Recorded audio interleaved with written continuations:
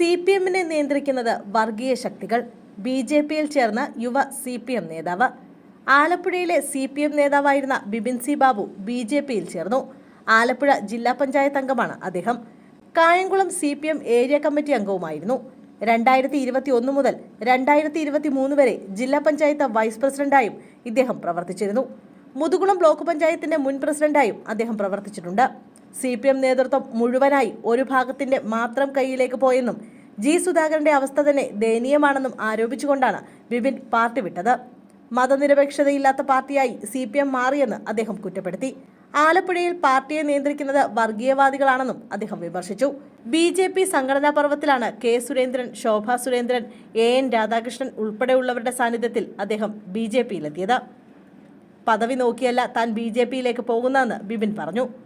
നരേന്ദ്രമോദി രാജ്യത്ത് നടത്തിയ നല്ല കാര്യങ്ങൾ കണ്ടാണ് താൻ BJP-യിലേക്ക് ആകൃഷ്ടനായതെന്നും അദ്ദേഹം വ്യക്തമാക്കി. കൂടുതൽ പേർ CPM വിട്ട് BJP-യിലേക്ക് വരുമെന്നും തനിക്ക് മുന്നിൽ ഓഫറൊന്നുമില്ലെന്നും ബിപിൻ സി ബാബു പറഞ്ഞു. പാർട്ടി കുടുംബത്തിലെ അംഗം കൂടിയാണ് ബിപിൻ. ഇദ്ദേഹത്തിന്റെ മാതാവ് CPM ഏരിയ കമ്മിറ്റി അംഗമാണ്.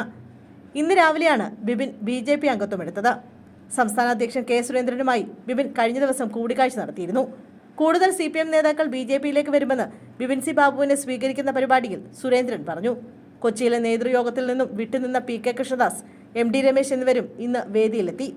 ശോഭാ സുരേന്ദ്രനും പരിപാടിയിൽ പങ്കെടുത്തു.